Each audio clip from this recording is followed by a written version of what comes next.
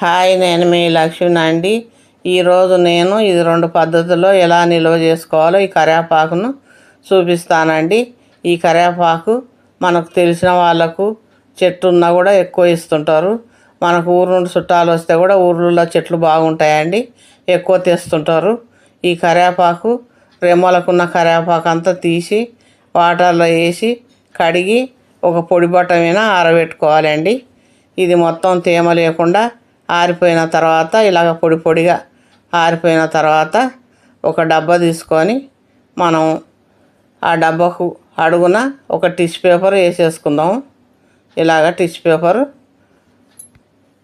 వేసేసుకొని ఈ కరివేపాకు కూడా ఆ డబ్బా నిండా వేసుకుందామండి. ఇలాగ డబ్బా నిండా వేసేసుకొని మనం మళ్ళీ పైన టిష్యూ పేపర్ పెట్టి మూత పెట్టేసి ఫ్రిడ్జ్లో పెట్టుకుంటే 1 మంత్ అయినా ఇది చెడిపోదు. మనం కూరలకు వాడుకోవచ్చు. ఇలా తక్కువ ఉన్నప్పుడు ఇలా చేసుకోవచ్చు. ఇంకా ఎక్కువ ఉంటే మనం పొడి చేసుకోవాలండి. ఈ పొడి చేయాలంటే ఇప్పుడు మనం పొయ్యి మీద ఒక కడాయి పెట్టి వేయించుకోవాలి. ఈ కరివేపాకు వేసేసుకొని వేయించుకుందాము. ఇది కొంచెం మరీ ఎక్కువ వేగొద్దండి, కొంచెం గలగలం అనే వరకు వేగితే చాలు, ఎర్రగా వేగొద్దు. ఇది కొంచెం వేయించుకుంటే గలగలం అని అంటుంది. ఇది నీడ పట్టిన కూడా మనం 2 రోజులు ఆరబెట్టుకుంటే ఆరిపోతుందండి, పొడి చేసుకోవచ్చు. ఇలాగైతేనేమో అప్పటికప్పుడు చేసుకోవచ్చు అండి పొడి.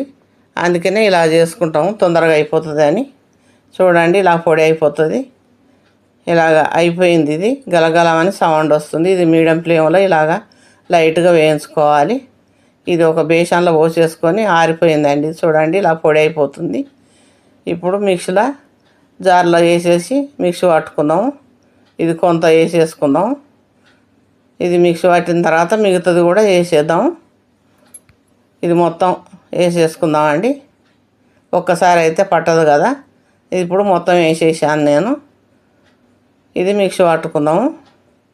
ఇలా మిక్సీ పట్టుకొని దీనికి సరిపడా సాల్టు, ఒక 1/2 స్పూన్ పసుపు వేసుకొని ఇది మెత్తగా మిక్సీ పట్టాలి.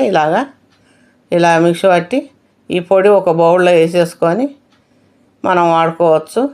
ఇది చారులకు, పప్పు చారులకు, సాంబార్లకు, పులుసు కూరలకు, ఫ్రై కూరలకు, ఏ కూరలకైనా బాగుంటుందండి. మనం కరివేపాకు వేసుకొని కూరలు వండుకుంటే పిల్లలు తీసేస్తుంటారు. పిల్లలే కాదు, మనం కూడా తీసేస్తుంటాం. ఇలాగ ఈ పొడి అయితే ఇలా 1/2 స్పూన్ వేసుకుంటే చాలు, కూరలో కలిసిపోతుంటుందండి.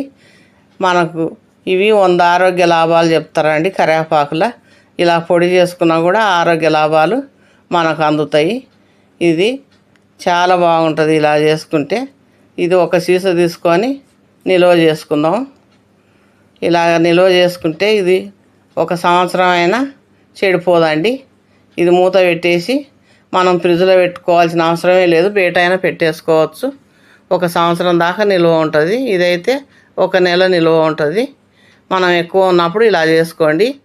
ఈ వీడియో మీకు నచ్చితే లైక్ చేయండి, షేర్ చేయండి. మా ఛానల్ను సబ్స్క్రైబ్ చేసుకొని వారు సబ్స్క్రైబ్ చేసుకోండి. ఈ కరివేపాకు పొడి పప్పులు, మసాలాలు వేసి తయారు చేసి మన వీడియోలో పెట్టాను. ఇడ్లీలకు, దోశలకు, ఉప్మాలకు పనికొచ్చేటట్టు మీరు చూడాలి అనుకుంటే చూడండి.